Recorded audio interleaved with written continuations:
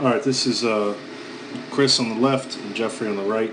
I want to illustrate a couple of things with lower body mechanics and really total body mechanics, and maybe try to explain the kinetic sequence to Chris a little bit with regards to how we fire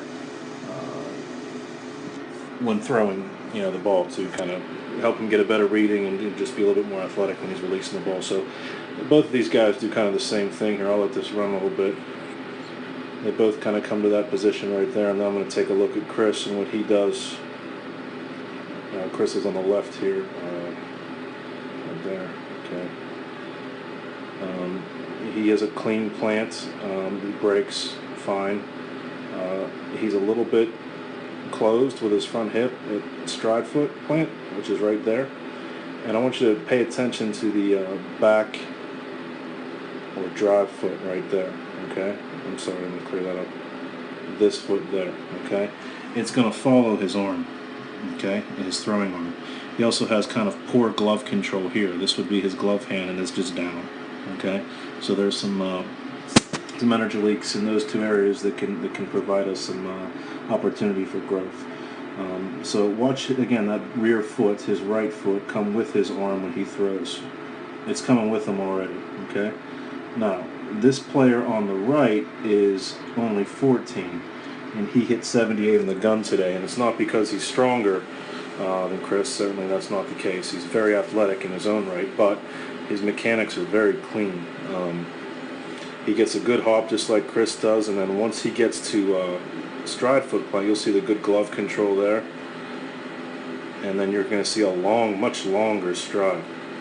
And as he's throwing that, almost to where Chris is here, that foot's not going anywhere. Okay, you'll see it still back there with his hand as he throws. Now he is in a position where he's further along than Chris, and let's bring Chris up to where Jeffrey is on the right there. Already, let me get right about there.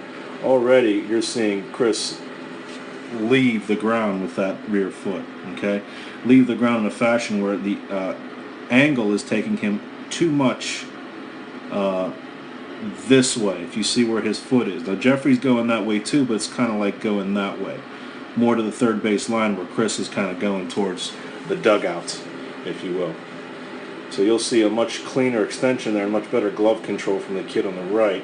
And then it really becomes evident here, if you'll look at the stride foot, where these guys end up with their feet.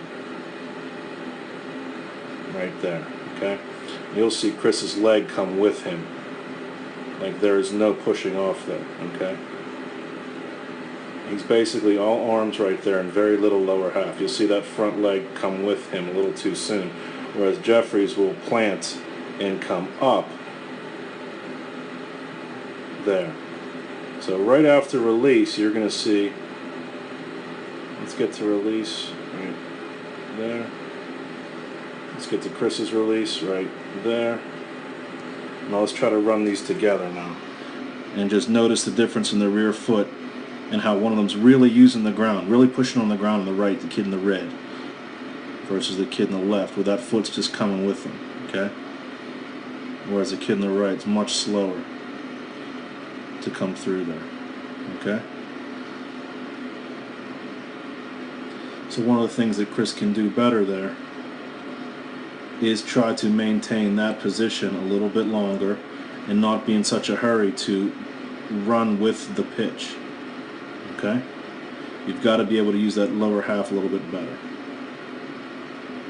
Which is good news, because you're able to get a lot more velocity out of it, and that's why you're here this summer. So learning to put everything together, lower half, top half, training, agility, and nutrition is going to all go into making you stronger. So here we go.